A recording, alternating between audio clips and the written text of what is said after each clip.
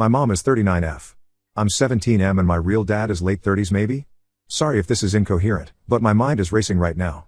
My dad died when I was 8 years old. Well, the man I thought was my dad did. My mom dated other men, but she's never remarried or had a serious live-in boyfriend since, so I've basically been without a dad since I was 8. But earlier today, this man came into my work. I work at a movie theater in the concession stand, by the way. So this man came in and kept letting people go ahead of him in line until I was done helping the customer I was with. I didn't think anything at first, but this guy was kind of nervous but was trying to talk to me. He asked what I recommended eating and what kind of movies I liked. He seemed friendly but shy, and I was just being polite and having conversations like we're supposed to with customers. Anyway, he paid and left, and I didn't see him when his movie finished because it was busy. Or maybe he didn't even watch a movie. I don't know. Anyway, I got off work a little bit ago, and when I got home, that same man was in my living room talking to my mom, and it kind of creeped me out, and my mom started panicking when I asked who he was. And she just kept saying he's no one, he's leaving. But the man said he wasn't leaving until we talked and said she needed to tell me the truth. Well, you can guess from the title, he said he's my dad. I just felt this twist in my stomach. My mom started rambling, saying that my dad who died was my real dad, how much he loved me and took care of me, and that this doesn't change that. The thing is, something happened last year that made me question my mom about my dad and my medical history. She said she didn't know anything about it, but today I just yelled at her that she could have told me then and there that he wasn't my biological father, but she didn't. I asked if this man was telling the truth, and she just started crying and nodding. I guess I didn't notice at the theater because it was never something I would even think of, but looking at him, it's pretty clear we're related since he looks so much like me. Or I guess I look like he is more accurate. He tried to talk to me and swore he never knew I existed or he would have been in my life. My mom didn't deny any of this. I asked her if this man was dangerous, an abusive ex, or something. He was offended, and she assured me it wasn't that at all. She wanted to sit down and talk, but I just felt so nauseous and overwhelmed, so I just grabbed my keys and told my mom I was staying at my best friend Josh's house for the night. I came here, and Josh was sympathetic and let me vent, but he fell asleep, and now I'm just here awake, and my brain won't shut off. I feel so betrayed by my mom. How could she not tell me the truth? When I was little, I understood, but I'm old enough to know where I come from. It feels so unfair that she denied me a father for half my life. I loved my dad, who died. And I still miss him, but I've wanted a father for so long. There's so much I've gone through that I feel like having a dad would have been so much better and easier. I love my mom, and she's been incredible at raising me, but it's not the same as having a dad. Especially when this guy is my actual dad, and it seems like he would have been there if he knew. I don't know what to say to him. Or to my mom. I know I have to go home eventually, but I just don't know what I'm supposed to say or do. He probably hates me and thinks I'm a crybaby because I cried and stormed out. I feel lost. Update 1. I think I did this right. My first post is here. Sorry for the length. I just wanted to answer all the questions I got in the first post. Also, I tried to post this yesterday, but it wouldn't let me because it hadn't been 48 hours yet. I know I didn't reply to any comments after the first few hours that my original post was up. I woke up the next morning and saw a bunch of new comments. Though I didn't reply, I did read all of them, good and bad. I appreciate all the advice given and the kind words spoken. But like many people suggested, the only thing I could really do was talk to both of them to figure out what the real story was. So I went home and talked to my mom. I was much calmer, with a clearer head, and was ready to hear what she had to say. I probably learned more than anyone should ever have to about their own conception. It turns out my father really isn't an abusive ex, my mom didn't cheat on my adoptive dad or anything shady like that. I'm just the product of a one-night stand. My mom said she went out drinking by herself at a bar and met my dad, who was celebrating his 25th birthday alone. She said she had just been dumped by her fiancé, not my adoptive dad, a different man, a week before that because she had learned from her doctor that it was virtually impossible for her to have children naturally. She said she and my dad used a condom, and yet somehow she still got pregnant with me, and I'm her miracle baby considering the circumstances. She went back to the hotel that he took her to after she found out she was pregnant, but they couldn't find any information on my dad ever staying there. He didn't give her his actual first name. Explained in more detail later in the post, she said this was before social media was a thing, so she couldn't just search him online like we can nowadays. So she decided she would just raise me on her own. She also admitted she panicked when my bio dad showed up because, to her, he was literally just a guy she knew for one night 17 years ago. She didn't really know who he was now or if he was going to try to get custody of me or if I was going to want to run away with him or something. She admits she could have been calmer from the beginning, and maybe we could have all talked and sorted it out that night, but I don't blame her for it.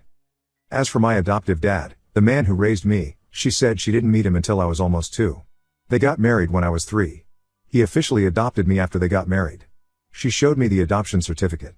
Reflecting on it now, I realize I've never seen pictures of him and me when I was a baby. Just pictures of me as a toddler and up. She said he accepted me as his own, loved me, and was a father to me. I told her my bio shows that showing up doesn't rewrite history. I'll never not see my adoptive dad as my father. If anything, it makes me love him even more that he treated and loved me as his own flesh and blood. I also ended up talking to my dad. He left his number, which my mom gave me. We met up for lunch. He confirmed my mom's whole story. I gave him SHT about using a fake name. It wasn't so cut and dry. He said he goes by his middle name, which is what he told her that night. He showed me his business card, which does have the name he told my mom that night. And I've since looked him up, using the name he gave my mom, which nowadays he's very easy to find, and his entire online presence uses his middle name. He has comments on his Facebook from friends and family calling him that name going back years. Apparently he only goes by his actual first name for legal and business reasons, like checking into a hotel. He said that night he was depressed that his best friend didn't live to celebrate their 25th birthday together. They had the same birthday, and that's why he drove to our town to get away from everyone and everything back home for a night.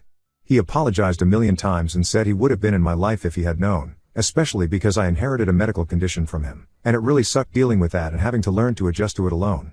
He was diagnosed with it when he was 19, so he knew what I went through. I could tell he genuinely felt awful about it. I asked him how he even found out about me, and apparently he has a son who is only 5 months younger than me. So his ex-wife's mom is a teacher, and she saw a picture that my school's website posted of the academic team I'm on. She had sent it to my dad, thinking I might be related to him because we look so alike. He said he has a brother he hasn't spoken to in over 20 years, so they both initially thought I could be his nephew, but he found my Instagram, which is public, and he said when he saw a picture of me and my mom on it, he instantly recognized her, and he knew I was his. And I know people will ask, but no, he did not cheat on his ex-wife with my mom. He didn't meet her until a couple months after the night with my mom.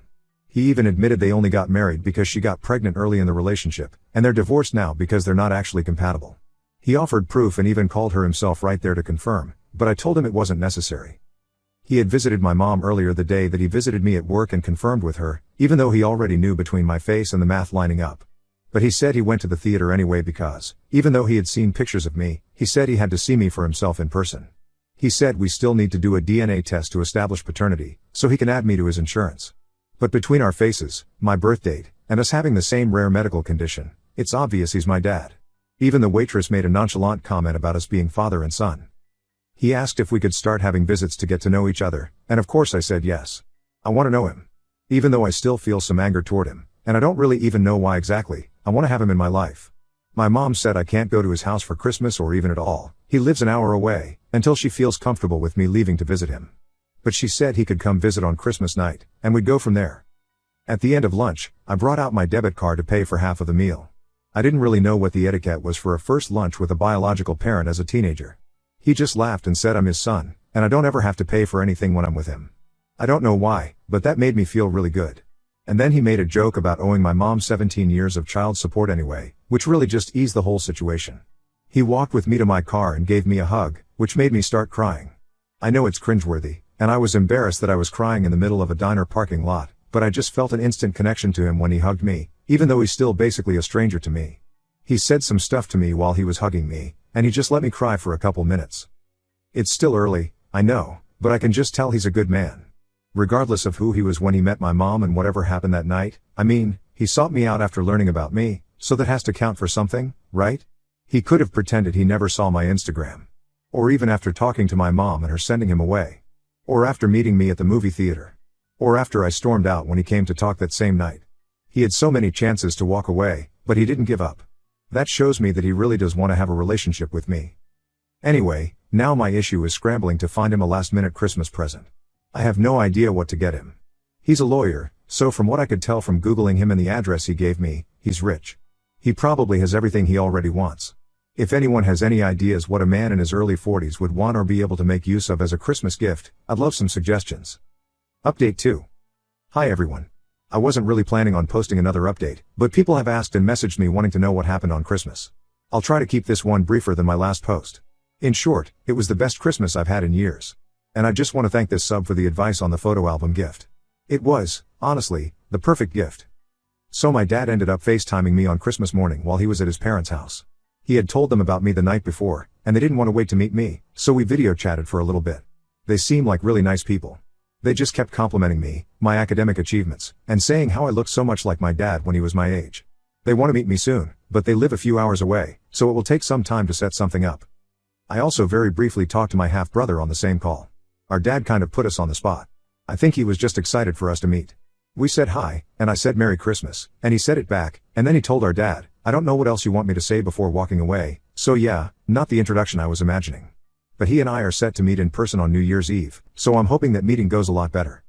My dad showed up alone on Christmas night. Half his brother was at his mom's house for Christmas, and brought 2 huge boxes of Christmas gifts. He bought me a ton of clothes and shoes, practically a new wardrobe. And I can actually see myself wearing most of the stuff he bought. He also got me an iPad Pro and a gaming PC. He said he wanted to get me a PS5, but they're notoriously hard to get, so he's going to keep an eye out and grab me one as soon as he can.